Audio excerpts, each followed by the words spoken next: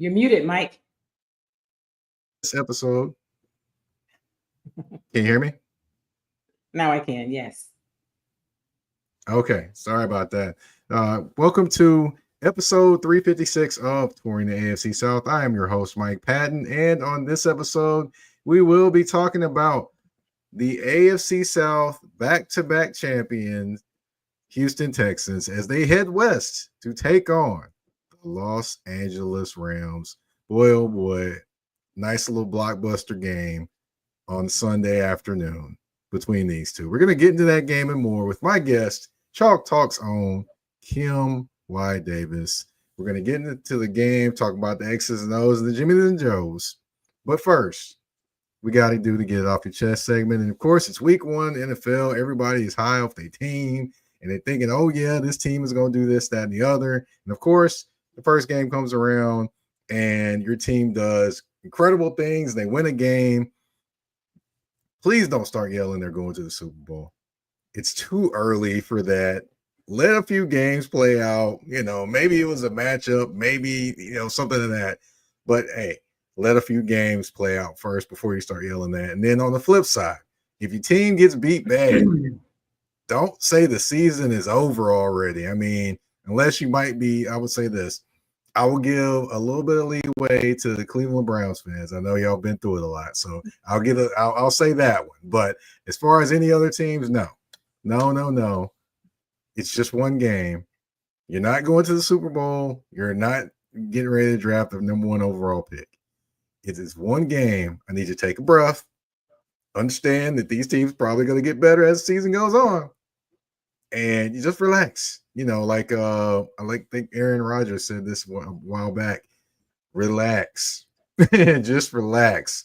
I didn't think I'd be saying something that Aaron Rodgers would say on this show. But anyway, but yeah, fans, take a deep breath. Don't run the blood pressure up. Hey, it's going to be okay. Just, it's one game. Let it get about 3 or 4, and, you might want to run your blood pressure up then if you choose to do so. But, hey, just relax. But, Kim, I had to address that one because, you see people going absolutely crazy online about their teams and all those different things. You got people throwing stuff at their televisions and all type of stuff going on just because of one game and one team. And, I know you probably see it in Houston as well, but I just had to say something. Yeah. Listen, Mike, it doesn't really bother me. I wouldn't dampen the fans. That's what fans do, right? They get to be super excited and then be super disappointed. It's a part of the world of being a fan, right? So I would say a lot of that starts before the first week. Those are people who had already thought that their team was going to do great, and then they win a game and like, see, I told you. Or teams that already thought their team was going to be getting the first overall pick, and they feel like it's confirmation. So, yeah, but you just don't know because there's so much that goes into it. Who has injuries? You can never predict those. You never want those, but it's a part of the game, and that could change a team's entire season.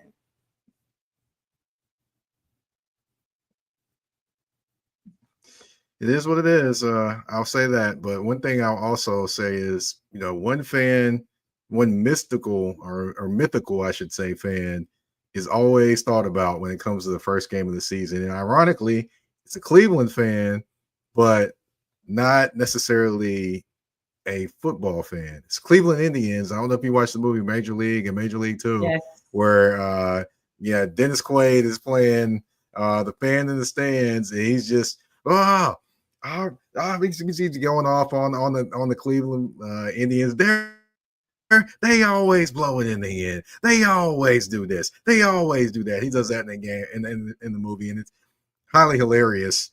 And of course, Wild Thing, he goes off on him and talks about how he doesn't do this and doesn't do that. And then of course, Wild Thing has to kind of cuss at him to get him to come back to life and all type of stuff. But yeah, that's what some of the fans remind me of. And it's funny to me. I don't get like mad at it. It's just funny to me. And I'm like, man, look, don't cause yourself a trip to the hospital over one game. Just don't do it like that. Don't mess your TV up. You spend thousands of dollars on over one game. Don't do it, because eventually you're gonna come back down to earth and realize you just blew a whole bunch of money. Either way, spending money on insurance or a hospital, or spending money on a TV that you just broke and shattered into pieces because you mad at the game. So that's just my thinking. It just, I don't know. Do you ever get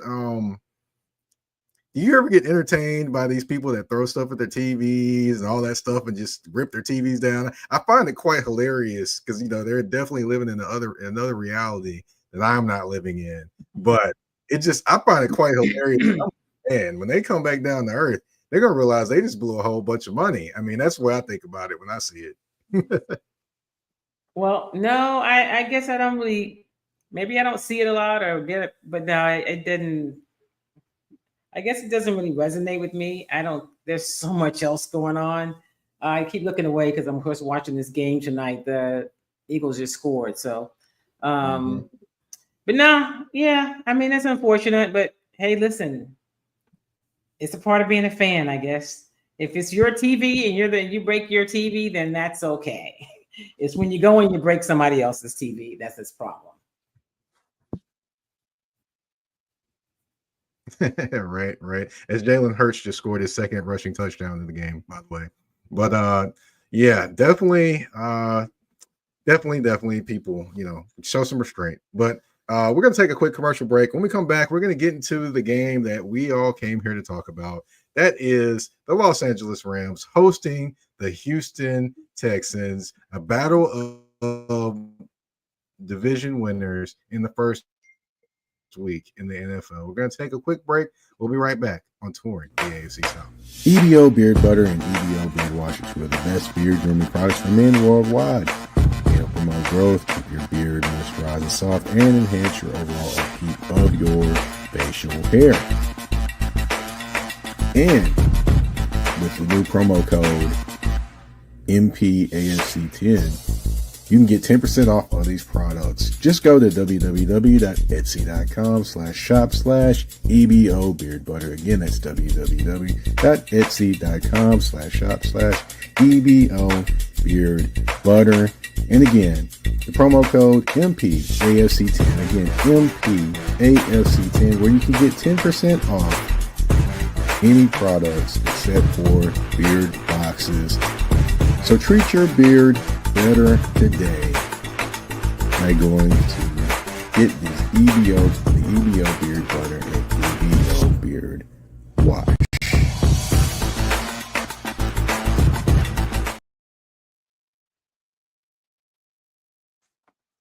All righty, we are back on Touring the AFC South with your host, Mike Patton. Of course, we're going to get into talking about the AFC South and talking about the Houston Texans as they match up against the Los Angeles Rams, which I find that it's going to be something that's going to be interesting to watch to me, just because it's one of the best matchups of the week. To be honest, you've got two division winners, you've got two teams that can do some things defensively, you got two teams that are explosive offensively, and just that matchup alone is worth the popcorn, worth watching as well.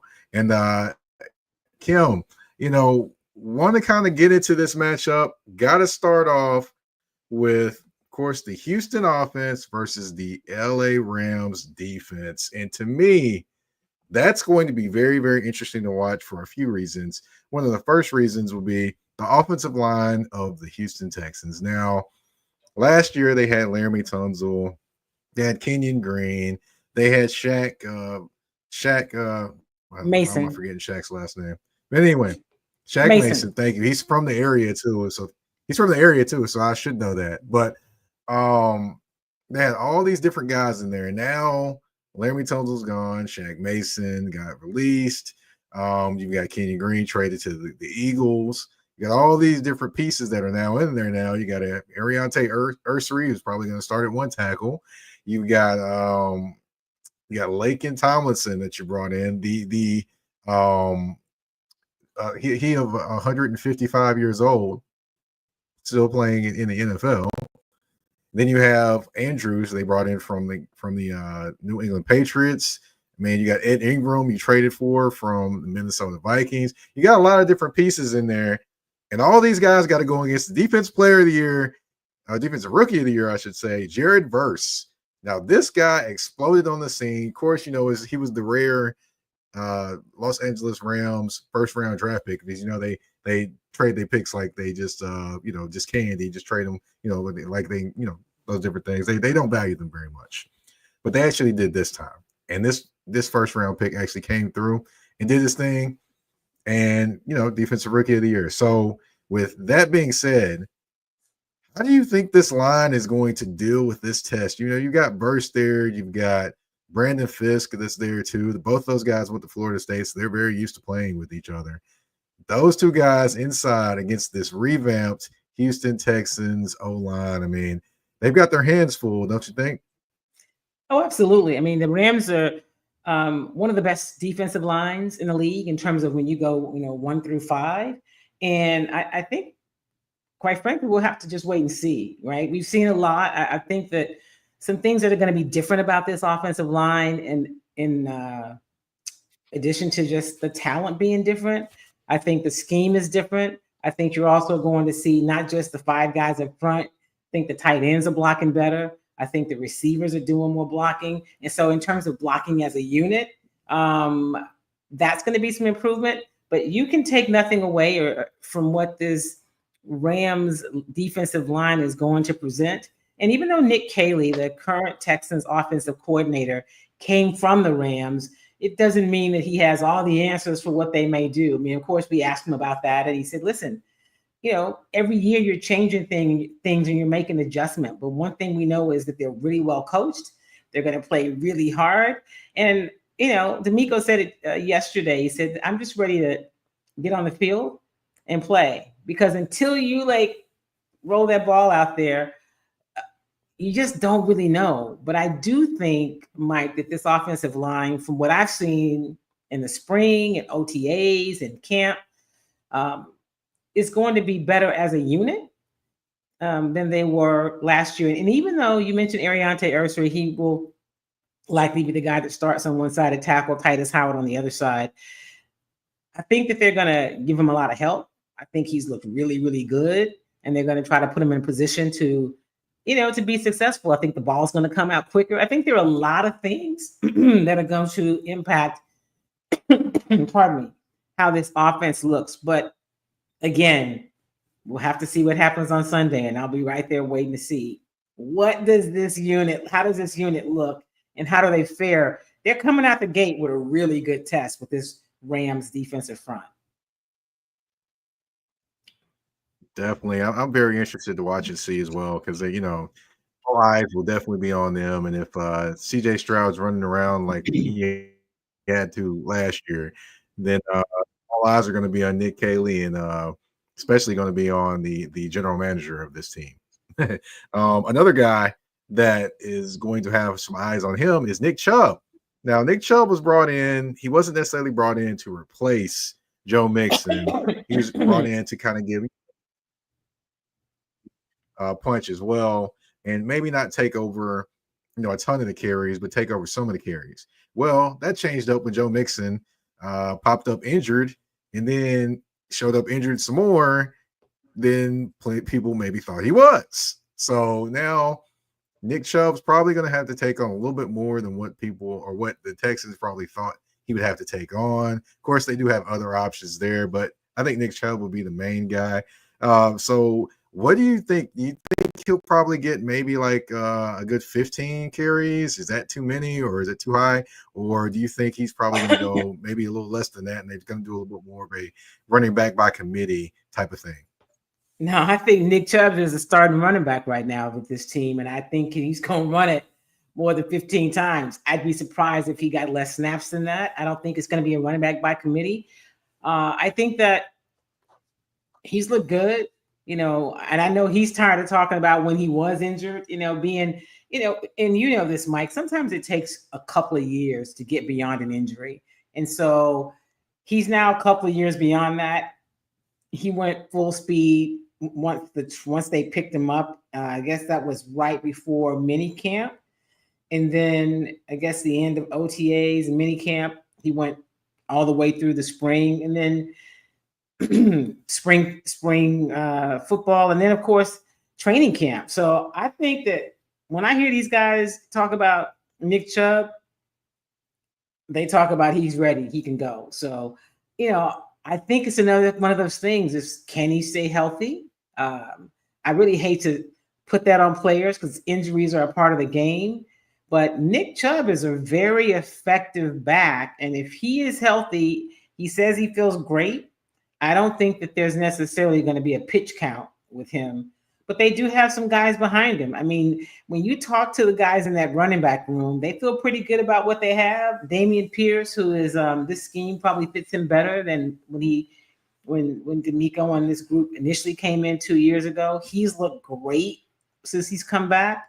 And then they've got, the veteran who's one of the team captains, who's been a backup for 9 seasons, and Dario Gumbawale. He's known as a special teams player.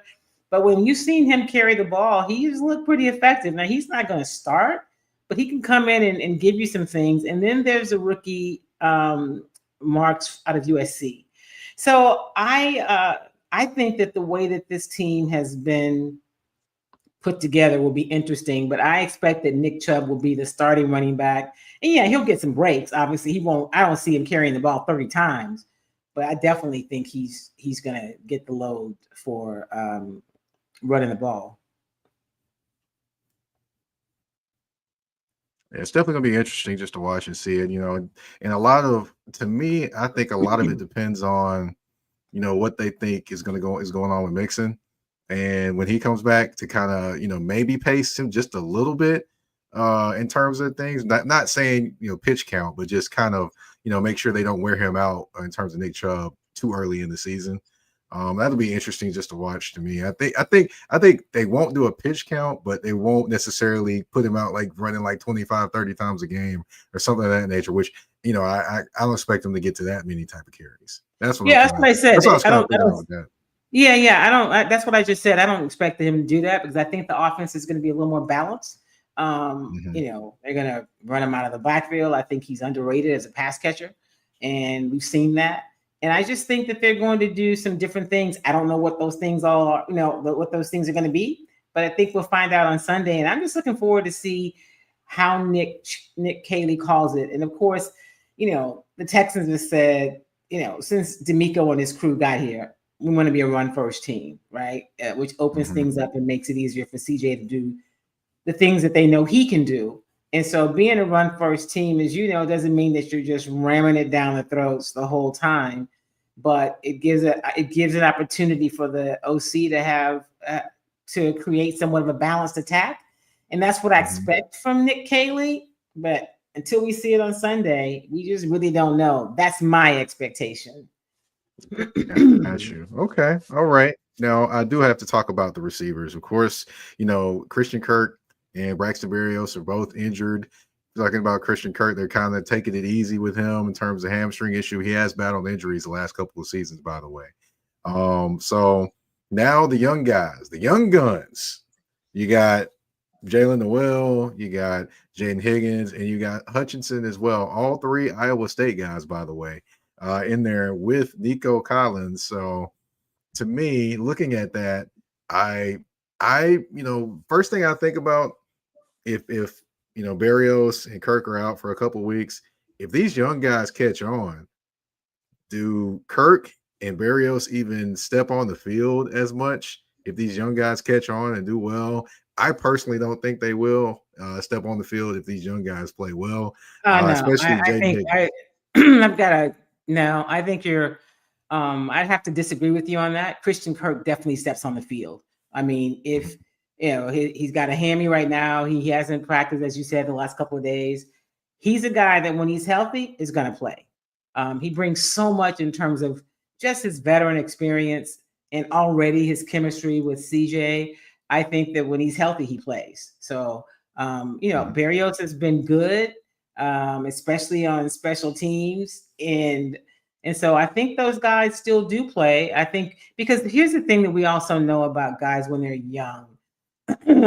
sometimes I don't like to say they hit a wall, but they need some support, right? And so the young guys have looked good. Jaden Higgins, Jalen Noel, they look really good, but Christian Kirk will definitely play when he's healthy. Okay. All right. Yeah, I definitely you know, I definitely let me kind of go back. I'm not necessarily saying he won't play or step on the field, but I think as the young guys get more confidence, potentially they could take more plays away from him, perhaps. But of course, that kind of depends on his health, one and things like that. But definitely Christian Kirk is an explosive wide receiver and definitely can do some things when it comes to playing on the football field for sure. Definitely want to kind of switch over, talk about the Texans defense and the Rams offense. But, first, we got to pay these bills around here. And that means we got to take a commercial break. We'll be right back on Touring the AFC South. A shift. A shift is something that happens and changes the dynamics. And that's what happened when Garrett Logistics was born. After 10 years as a sales pro in the logistics world of sporting goods, John Garrett decided to pivot to the world of freight and start a brokerage. So you're saying to yourself, why trust Garrett Logistics? Well, Garrett Logistics helps shippers improve overall workflow, along with increased on-time pickup and delivery percentages. Last-minute loads, multi-drop pickups, and more are part of the services with Garrett Logistics. They're available Monday through Friday, 7 a.m. to 6 p.m., and Saturday, 8 a.m. to 12 p.m., all times Central Standard Time. So give them a ring at 615-400-8484. That's 615-400-8484, or you can email them at john@garrettlogistics.co or visit their website at garrettlogistics.co. Garrett Logistics, where the motto is, it's not just freight to us, it's your business.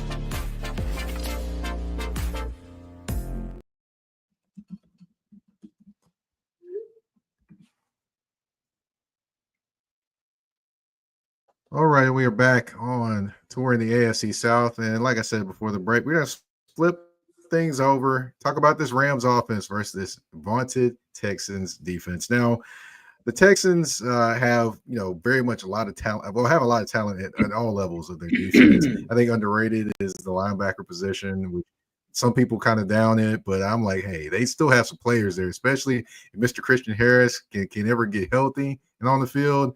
That man is prime time when he's healthy, but just hadn't been healthy the whole time. But the Rams, of course, do have some weapons that can threaten them, and one of those weapons is Kyren Williams. Now, Kyren Williams is a guy that, of course, had 1,299 yards, 14 touchdowns last season, and did get a contract extension. He is a weapon, not only catching the ball, running the ball, but catching the ball as well. And he can cause some problems for the Texans, especially their linebackers. So, Kyren Williams versus that front seven, especially their linebackers.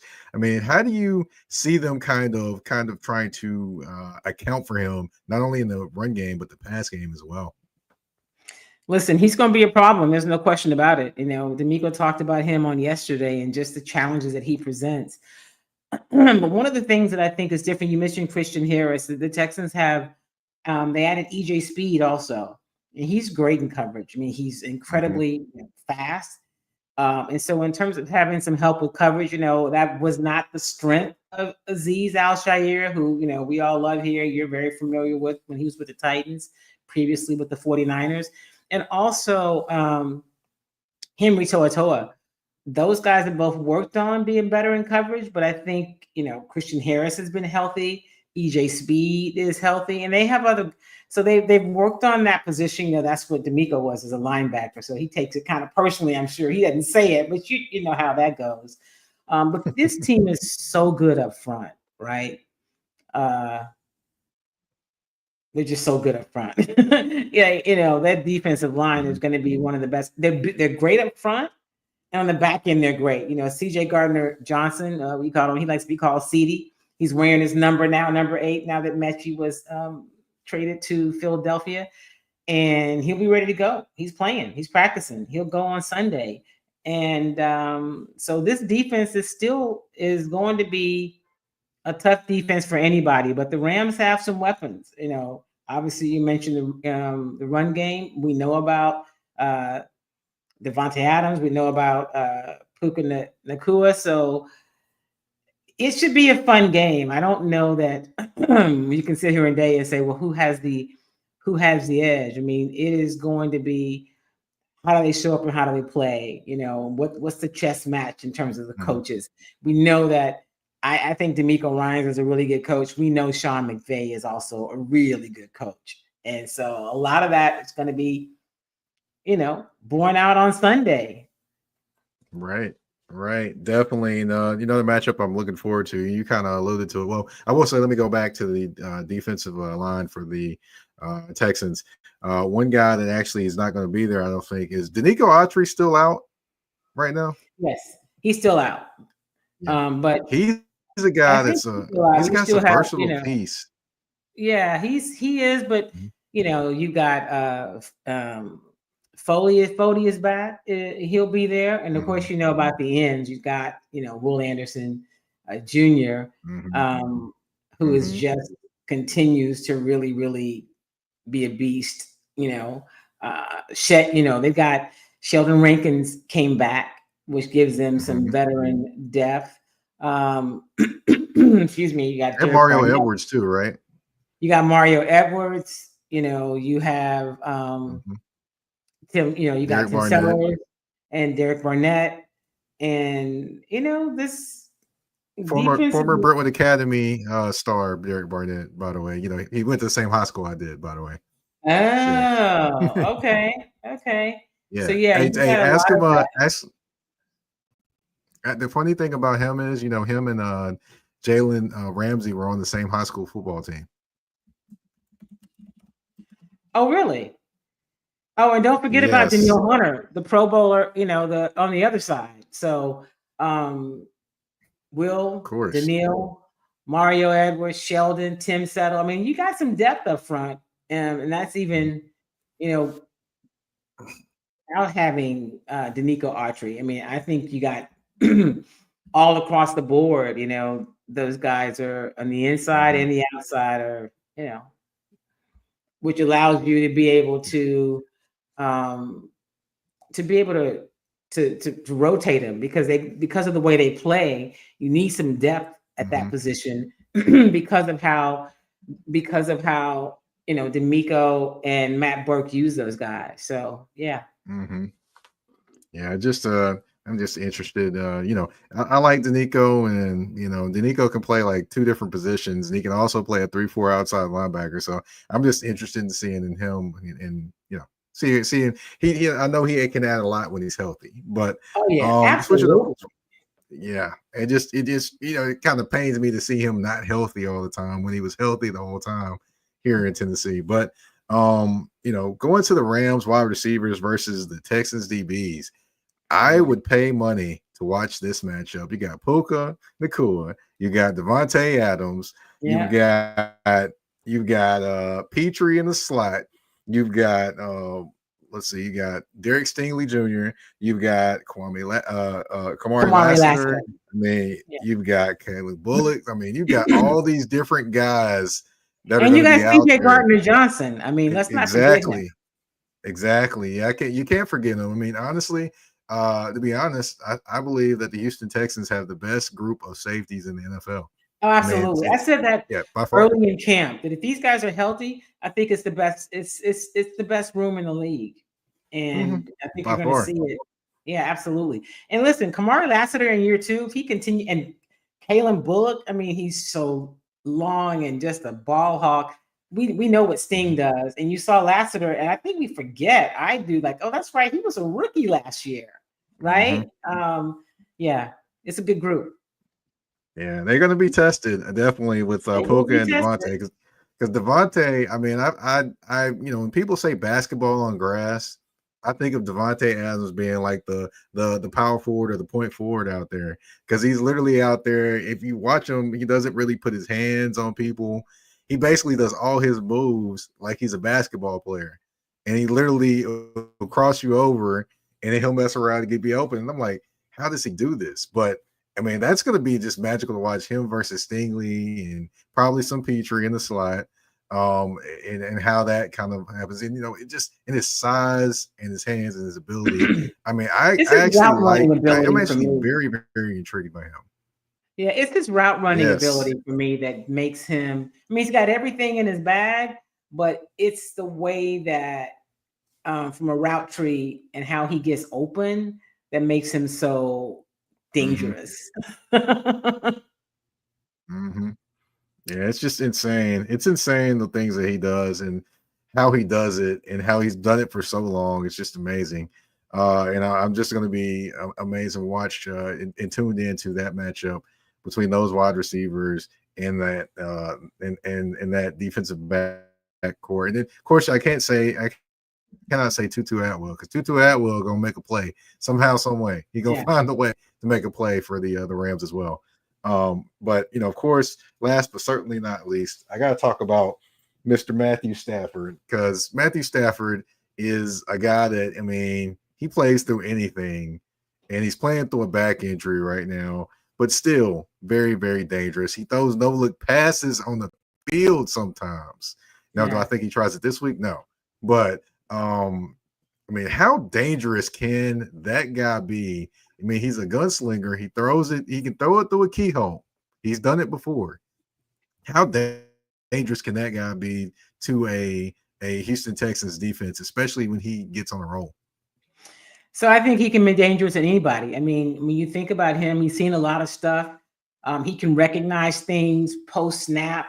And there's a lot of times that you show him something pre-snap, and he's really good at seeing rotations and getting the ball out quick. I think those are the things that make him really, really dangerous. So there'll be some situations that who knows what's going to happen, who knows how the back's going to hold up. But I think you have to go in expecting that he's fully healthy and you're going to get the full complement and everything that's in the bag of a Matthew Stafford. You can't go in worrying about, well, his back's a little tentative, a little tender, and maybe he can't do much.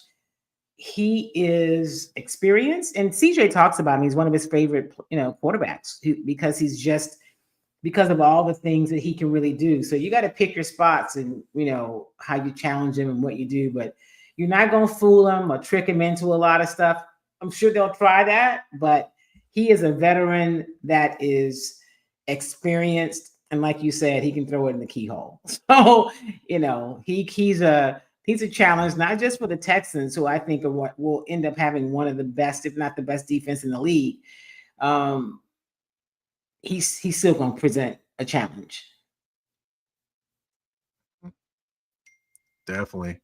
And one thing I know Rams fans, they're probably doing right now, they're probably at the church right now, sending up some extra prayers for Matthew Stafford, because if he has to come out of the game, that means they have to put in Jimmy Garoppolo, and that would be like Christmas for the Houston Texans defense.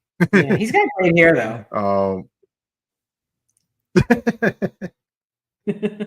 Oh boy, yeah, he's an interesting guy. But last but certainly not least, I do want to kind of mention the unexpected stars, because we always have the people that everyone thinks about, but you always have somebody that no one is thinking about. If you had to put one person out there to say, hey, this guy might be an unexpected star in this game on offense or defense, who would that guy be for you? And maybe it's it's kind of expected, but just because he's new to the group and he missed a little bit of time, I'm going to say CJ Gardner-Johnson. He might be unexpected. I don't know that. I mean, I think you expect things from Kalen Bullock and the two DBs in Lassiter and Stingley, but it may be a guy like CJ Gardner-Johnson. He may be an unexpected star on defense. And in terms of on offense, I'm not really sure. I don't know. I mean, Nico's not going to surprise you. I think it may be somebody at the tight end position. Maybe, and I have not been a big Schultz fan, but maybe it's him because he's looked really good. I know you were going training camp. I am not a fan, but that would be unexpected. Or Cade Stover. I knew you were going there. I knew it. Cade Stover would be more I think K Stover. I'm going to go with K Stover. Yeah, I just can't put it on Schultz. I'm going to go with K Stover. I think that tight end position is going to be something that could be unexpected. And, I'm going to go with K Stover. That's my answer. Okay. All right. We almost got Dalton Schultz out of her, y'all. We almost did. We Yeah, almost did. I had to reel it back in and catch myself. But yeah, Dalton Schultz has been an interesting character. Dallas fans didn't like him as much either, so it's interesting. So he just Nah, I switched didn't say I didn't cities like in the man. Texas. Don't put those words on me. I didn't say I didn't like him. I'm sorry. I don't say I didn't like him. I'm sorry. I'm sorry. She did say she didn't like him, just for the record, y'all. But we have reached the end of the show. Of course, Rams Texans this Sunday. Boy, oh boy, it's going to be some fun times in Hollywood. And speaking of fun times, definitely had a fun time talking with Miss Kim Y. Davis, not once, but twice this week. I got the pleasure of talking to you twice. That's amazing. Thank you so much. You're welcome. You're welcome. Can you tell the folks where they can find you on social media and any things that you're working on as well? Of course, this sounds like Groundhog Day, probably, but go ahead. Listen, you can find me on Twitter. That's what I call it, at Kim Y. Davis. And you can find me on Instagram and TikTok at Kim Y. Davis Media. And my YouTube page, which I have got to make sure I tell people more, is it's Kim Davis. It's Kim Y. Davis as well, rather. I have a book also, Sports My Love Language. It's complicated. And I have a new project I'm working on, Mike. I will share. I can't share it yet. I have to wait until corporate does it. But next week, I will be able to share that. And I'll let you know as soon as I can. So I'm getting ready. Listen, wrapping up this week, getting ready to head out to LA on Saturday to cover the Rams game on Sunday. And then start it all over again next week. So we'll be in touch, and we'll see what Sunday looks like. I can't wait to just have the opening weekend of football. I mean, watching you and I both are kind of peering at this Thursday night game. But yeah, it's football season, and I love it. Right. There we go. It's reeling us back in. Every time we go away, the football reels us back in. Of course, my name is Mike Patton. If you don't know, I'm the host of Touring the AFC South. Of course, you can find me on the artist formerly known as Twitter at Mike Patton82. That's MikePatton82. You can also find me on Instagram and Threads at _general_MP. Touring the AFC South, you can find on all listening platforms, and you can find it on the Mike Patton Network on YouTube, where you can go like, subscribe, and share. And, click the bell so you can get all the episodes of all the different things on the Mike Patton Network. Because if you actually click the bell, you would have known that Kim Davis was on this show yesterday, was on a different show yesterday called This Woman Works. Yay! So you would have known that too. So just want to thank you all for tuning in to this episode of Touring the AFC South. We're out. Peace.